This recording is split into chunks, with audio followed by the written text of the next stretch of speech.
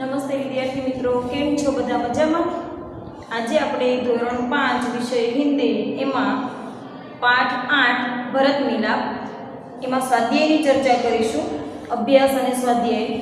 આની આગળના લેક્ચરમાં આપણે પાઠ સમજ્યો હતો, પાઠની વાર્તા મેં તમને કરી હતી અને શબ્દાર્થ અને રૂઢિપ્રયોગ આપણે લખ્યા હતા. હવે આજે આપણે આ પાઠનું સ્વાધ્યાય અને અભ્યાસ જોઈ લઈએ. તો એમાં જુઓ, પાના નંબર 47 ઉપર, પાના નંબર 47 એમાં તમને અભ્યાસ આપેલો છે. અભ્યાસમાં છે પ્રશ્ન નંબર 1, प्रश्नों के उत्तर दीजिए. बराबर, पहला આપણે અભ્યાસ પછી સ્વાધ્યાય. તો અભ્યાસમાં સૌપ્રથમ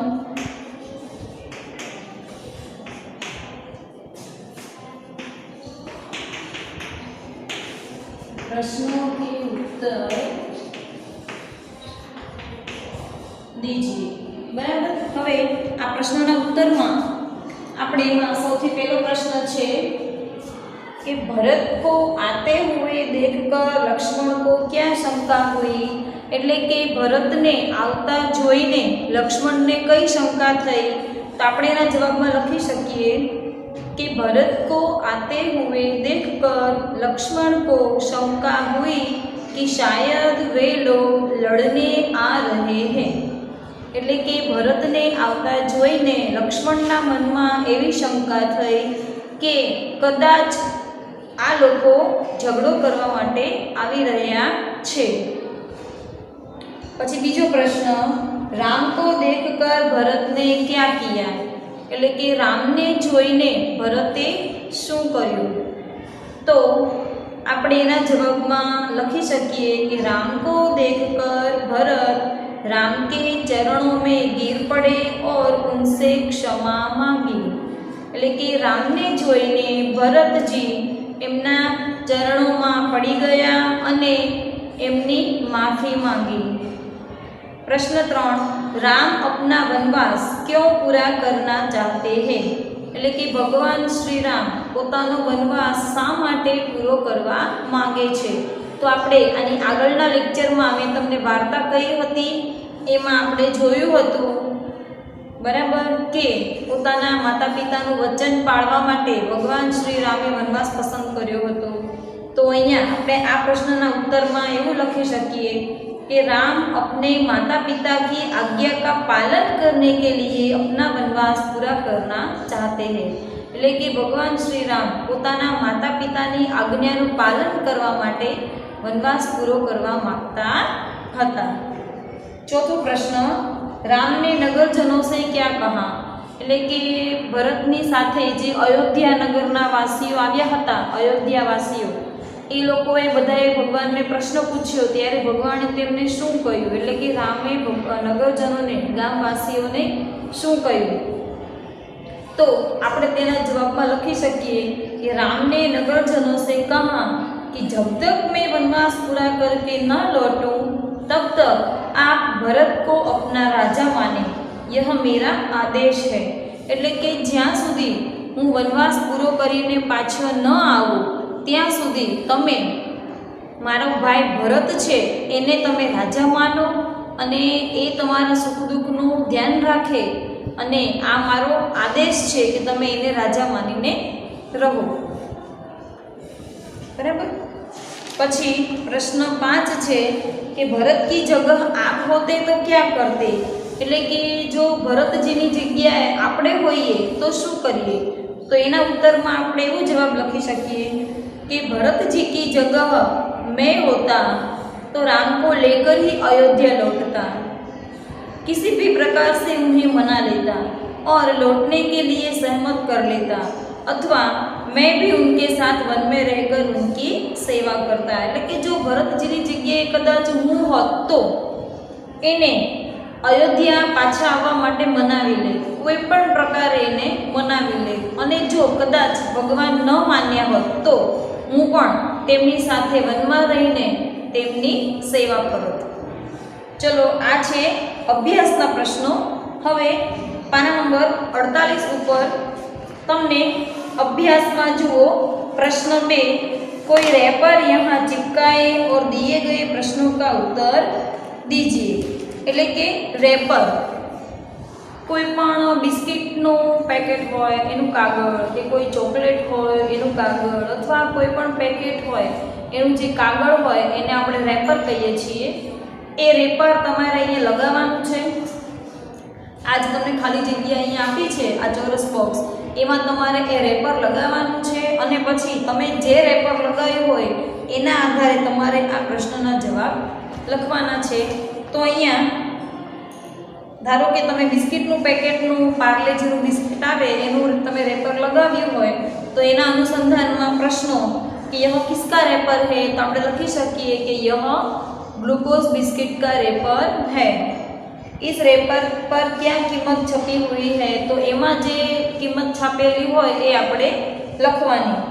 इसका पैकिंग कब हुआ है, तो कोईपण तमे रेपर लगावो एमां एनी पैकिंग तारीख तमने आपेली होय ए आपणे जोई लेवानुं અને પછી લખી શકીએ કે इसका पैकिंग इस तारीख को हुआ है। પછી इसका उपयोग कब तक कर लेना चाहिए, એટલે કે જ્યાં સુધી એની સમાપ્તિ તારીખ પૂરી ન થાય ત્યાં સુધી આપણે તેનો ઉપયોગ કરી લેવો જોઈએ। એટલે કે जब तक उसकी अंतिम तारीख खत्म नहीं हो जाती उससे पहले हमें उसका उपयोग कर लेना चाहिए। इसके अलावा रेपर में और कौन कौन सी उपयोगी बातें छपी हुई है, એટલે કે જુઓ કોઈપણ આપણે પેકેટ લઈએ તો એમાં એને એ વસ્તુને અનુલક્ષીને એના અનુસંધાનમાં ઘણી બધી એવી વાતો હોય જે આપણને ઉપયોગી હોય, બધું એમાં લખેલું હોય। એટલે એ કઈ કઈ વાતો એ પેકિંગમાં લખેલી છે એ આપણે અહીંયા લખવાની છે। હવે જુઓ આ પ્રશ્ન 2 જે છે રેપરવાળો એ તમારે નોટબુકમાં લખવાનો નથી, નોટબુકમાં તમારે પ્રશ્નોના જવાબ જ લખવાના છે। અભ્યાસ 1માં પ્રશ્ન નંબર 1 જે છે એ તમારે લખવાનું છે। ત્યાર પછી જુઓ પ્રશ્ન 3 पाना नंबर 49, नीचे दिए गए कोष्टक में से सही संकेत चुनकर लिखिए। तमने जुओ अहींया चित्र आपेलुं छे दवाखानामां बेडनुं अने अहींया आवी रीते वत्ताकारनुं निशान करेलुं छे। आपणे बधाने खबर छे के वत्ताकारनुं निशान गणित माटे सरवाळामां वपराय अने बीजा बधा जग्याए दवाखाना माटे वपराय। तो आ चित्र शानुं छे? हॉस्पिटलनुं। तो આપણે અહીંયા ચિત્રની નીચે તમે લખી શકો હોસ્પિટલ।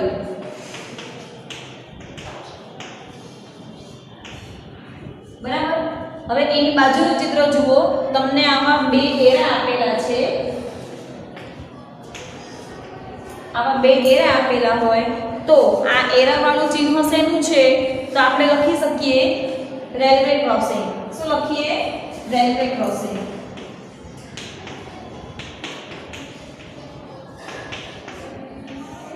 बराबर। त्यार पछी तमने अहींया त्रिकोण आपेलुं छे, त्रिकोणमां आवी रीते अहींया લીટીઓ છે અને એક માણસ અહીંયા ચાલે છે, તો આને શું કહેવાય?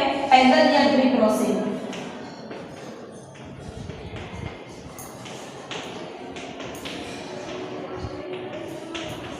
પેદલ યાત્રી ક્રોસિંગ। બરાબર। ત્યાર પછી એની બાજુના ત્રિકોણમાં અહીંયા साइकल दौरेली है। बराबर। तो ए साइकल में अहींया छे ते आपणे शुं लखी सकीए? Cycle crossing. Cycle crossing. दरेक चित्रनी नीचे तमारे नाम लखवानुं छे अने आ बधुं तमारे नोटबुकमां करवानुं नथी। अभ्यासमां मात्र प्रश्न 1 जे प्रश्नोना जवाब छे एज तमारे नोटमां लखवाना छे। आ प्रश्न 2 रेपरवाळो जे छे ए अने प्रश्न 3 चित्रवाळो आ तमारे नोटबुकमां लखवानुं नथी। हवे जुओ पाछळ तमने आपेલું છે સ્વાધ્યાય। હવે આપણે સ્વાધ્યાયના પ્રશ્નોની ચર્ચા કરીએ તો એમાં જુઓ પ્રશ્નો કે उत्तर दीजिए। बराबर। आ તમારે ચોપડીમાં આ રીતે લખી લેવાનું છે, નોટમાં લખવાનું નથી। અને હવે સ્વાધ્યાયના પ્રશ્નો तेमा पण आवी रीते पहलो सवाल छे प्रश्नों के उत्तर। जुओ एमां पहलो सवाल, राम सीता और लक्ष्मण कहाँ गए? એટલે કે રામ સીતા અને લક્ષ્મણ ક્યાં ગયા? તો આપણે જવાબમાં લખી શકીએ રામ सीता और लक्ष्मण वन में गए। પછી પ્રશ્ન 2, राम ने नगरजनों को क्या समझाया? એટલે કે ભગવાન શ્રી રામે નગરજનોને એટલે કે ગામવાસીઓને શું સમજાવ્યું? તો આપણે તેના જવાબમાં લખી શકીએ कि राम ने नगरजनों से समझाते हुए कहा कि जब तक मैं वनवास पूरा करके न लौटूं तब तक भाई भरत आप सबके सुख दुख का ध्यान रखेगा। आप उसे राजा माने, यह मेरा आदेश है। એટલે કે જ્યાં સુધી હું વનવાસ પૂરો કરીને ન આવું ત્યાં સુધી ભાઈ ભરતને તમે રાજા માનો, એ તમારા સુખ દુઃખનું ધ્યાન રાખશે અને આ મારી આજ્ઞા છે। આદેશ એટલે કે આજ્ઞા। પછી પ્રશ્ન 3, राम ने भरत को क्या दिया? એટલે કે રામે ભરતને શું આપ્યું? तो તેના જવાબમાં આપણે લખી શકીએ કે राम ने भरत को अपने खड़ाव दिए। खड़ाव આપણે આગળના પ્રશ્નમાં સમજ્યા હતા, આગળના લેક્ચરમાં, કે લાકડામાંથી બનાવવામાં આવેલી ચરણ પાદુકા, બરાબર, એને કહેવાય ખડાવ। એટલે કે ભગવાન શ્રી રામે ભરતને પોતાની ચરણ પાદુકા આપે। ભગવાન રામને ભરત को अपने खड़ाव दिए। પછી પ્રશ્ન 4, भरत ने खड़ाव लेकर क्या करने का सोचा? એટલે કે ભરતે ખડાવ લઈને ચરણ પાદુકા લઈને શું કરવાનું વિચાર્યું? तो એના જવાબમાં આપણે એવું લખી શકીએ कि भरत ने राम से खड़ाव लेकर सिंहासन पर इन्हें रखकर सेवक की तरह राजकाज करने का सोचा। એટલે કે ભગવાન શ્રી રામની ચરણ પાદુકા લઈને ભરતે સિંહાસન પર મૂકી અને એક સેવકની જેમ રાજકાજ કરવાનું વિચાર્યું। પછી પ્રશ્ન 5, आप अपने भाई के साथ कैसा बर्ताव करते हैं? એટલે કે તમે તમારા ભાઈની સાથે કેવો વ્યવહાર કરો છો? तो એના જવાબમાં આપણે એવું લખી શકીએ कि मैं अपने भाई के साथ प्यार भरा बर्ताव करती हूँ। हर प्रकार से मैं उनकी मदद करती हूँ। बराबर, એટલે કે હું મારા ભાઈની દરેક પ્રકારે મદદ કરું છું, પ્રેમભરો વ્યવહાર કરું છું। બરાબર। પછી છે પ્રશ્ન 2, नीचे दिए गए वाक्य में मैं या मैं लगाकर वाक्य पूर्ण कीजिए। प्रश्न 2 એમાં मैं અને मैं આ શબ્દ મૂકીને તમારે વાક્ય પૂરું કરવાનું છે। તો આ બંનેનો અર્થ પહેલા તો આપણે સમજવો પડે। તો મેં તમને ચોથા ધોરણમાં શીખવાડ્યું હતું કે આવી રીતે મેં શબ્દ હોય એનો અર્થ થાય હું। એટલે કે વ્યક્તિ પોતે પોતાની વાત કરતા હોય ત્યારે આપણે મેં શબ્દ વાપરીએ છીએ, એમાં એકમાત્ર વાળું મેં આવે અને ના ના ના સોરી હો, જુઓ આ અર્થ છે મેં એટલે કે ની અંદર, બરાબર, અને અહીંયા છે મેં એટલે કે હું। વ્યક્તિ પોતાની વાત કરતો હોય ત્યારે બે માત્ર વાળું મેં આવે અને કોઈ વસ્તુની વાત કરતા હોય ત્યારે એક માત્ર વાળું મેં આવે। એમાં જુઓ પહેલી ખાલી જગ્યામાં रोटी को देख बिल्ली के मुंह में પહેલામાં આવશે में, बराबर। પછી બીજી ખાલી જગ્યામાં मैं तुझे रोटी न ले जाने दूंगी, તો એમાં આવશે બે માત્રા વાળું मैं। પછી એમાં પણ બે માત્રા વાળું मैं આવશે, मैं कहती हूँ कि यह रोटी मेरी है। પછી ચોથું दोनों बिल्लियों में लेकिन बंदे बिलाड़ियों में झगड़ा हो गया। रोटी लेने पहले मैं चपटी थी, बराबर। આવી રીતે આના હું તમને ફોટો મોકલી દઈશ। પછી પ્રશ્ન 3, जल थल और पेड़ों पर रहने वाले पशु पक्षियों का नाम अलग अलग लिखिए। એટલે કે જલ પાણીમાં રહેતા પ્રાણીઓ, પછી થલ એટલે કે જંગલમાં રહેતા પ્રાણીઓ અને પેડો પર એટલે કે વૃક્ષ પર રહેતા પ્રાણીઓ। તો જુઓ જલ में रहने वाले प्राणी બતક, મછલી, મગર, કછુઆ એટલે કે બતક, માછલી, મગર અને કાચબો। પછી થલ એટલે કે જંગલમાં શેર, ભાલુ, ખરગોશ और બાઘ। પછી પેડ પર એટલે કે વૃક્ષ પર બંદર, ઉલ્લુ, ગિલહરી, બરાબર। ત્યાર પછી છે भाषा सज्जता। भाषा सज्जता में जुओ अभ्यास 1 में पहली खाली जगह है अपना नाम लिखिए। એટલે કે ત્યાં તમારે તમારું પોતાનું નામ લખવાનું છે બરાબર। અહીંયા છે ભાષા સજ્જતા,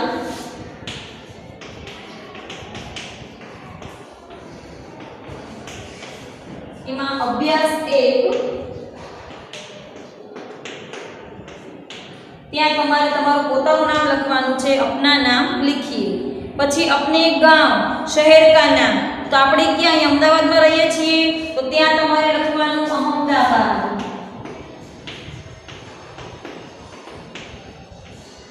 બરાબર। પછી अपने दोस्तों के नाम लिखिए, તો તમારે તમારા મિત્રોનું નામ લખવાનું છે, છોકરીઓ એની બેનપણીનું નામ લખશે। પછી 4 નંબરમાં છે કિन्हीं 4 નદીઓ કે નામ, એટલે કે કોઈ પણ 4 નદીઓના નામ, તો એમાં આપણે લખી શકીએ સાબરમતી, નર્મદા,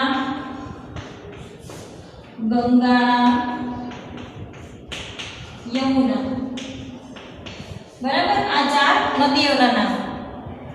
પછી કિन्हीं 3 पर्वत के नाम, એટલે કે કોઈ પણ 3 પર્વતના નામ, તો એમાં આપણે કયા 3 પર્વતો લખી શકીએ તો પહેલું આવે હિમાલય, ગિરનાર, પાવાગઢ। બરાબર, આ 3 પર્વતો કહેવાય।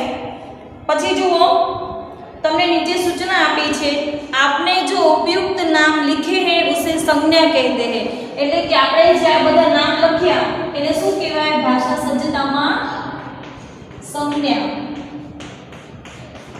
બરાબર, તમે ગુજરાતીમાં આવી રીતે ભણી ગયા છો संज्ञा, એટલે કે किसी भी व्यक्ति स्थान या वस्तु के नाम को संज्ञा कहते हैं। કોઈ પણ વ્યક્તિનું નામ, જગ્યાનું નામ અને વસ્તુનું નામ, બરાબર, કોઈ વસ્તુ વ્યક્તિ કે જગ્યા એને કહેવાય સંજ્ઞા।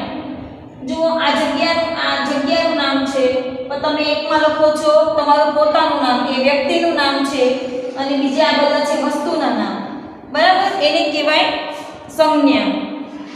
ત્યાર પછી પાછળ પાના નંબર 52 ઉપર જે ભાષા સજ્જતા છે એનો પ્રશ્ન 2, તો એમાં જુઓ सोचो और लिखो आपके आसपास और क्या क्या चीजें हैं जो संज्ञा है, એટલે કે તમારી આજુબાજુમાં અભ્યાસ 2 છે, તમારી આજુબાજુમાં એવી કઈ વસ્તુઓ છે કે જે સંજ્ઞા છે, તો એમાં આપણે લખી શકીએ અભ્યાસ 2 માં જુઓ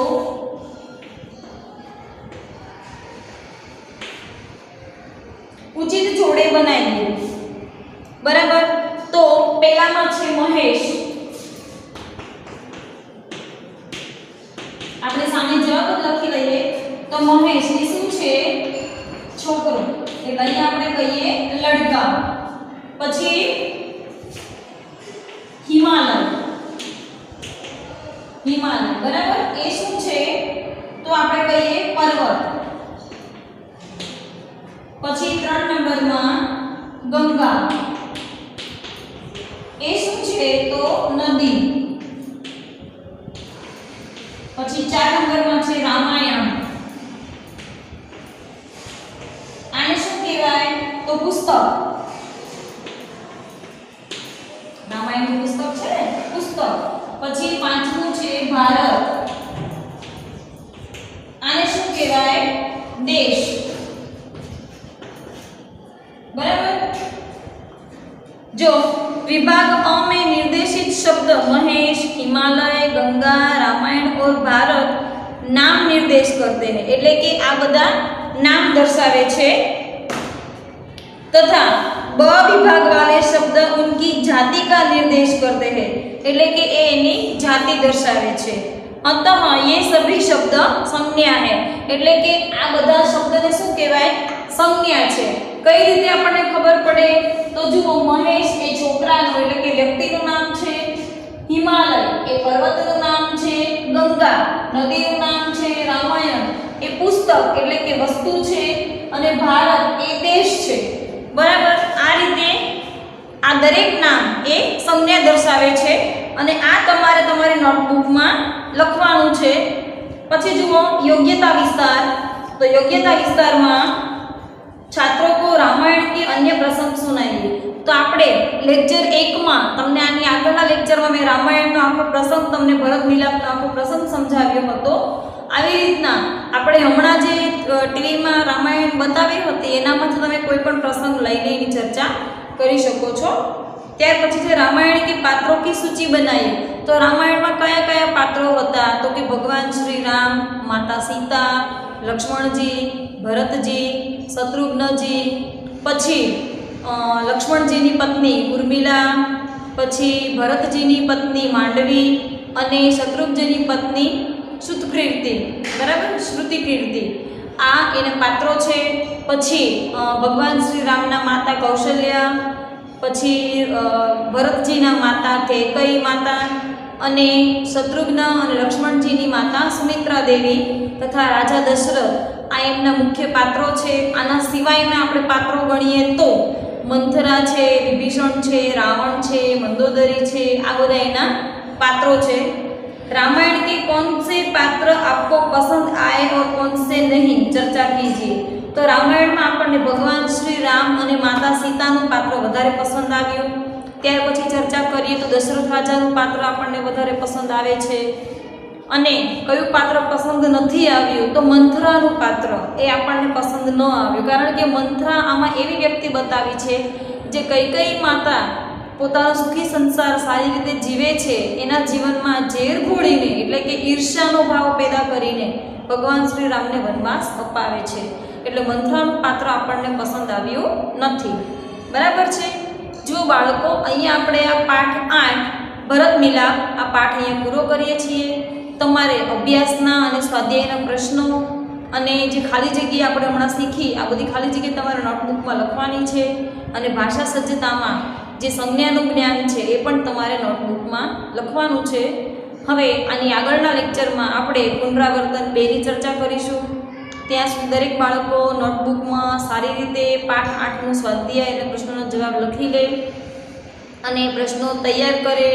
હવે પછી કદાચ એક્ઝામ લેવાશે તો એમાં તમારે આ પાઠના પ્રશ્નો પણ પૂછવાશે। હું આશા રાખું છું કે બધાને હું જે ભણાવું છું એ પસંદ આવતું હશે અને ગમતું હશે તો તમે સારી રીતે ભણો એવી આશા રાખું છું। નમસ્તે બાળકો।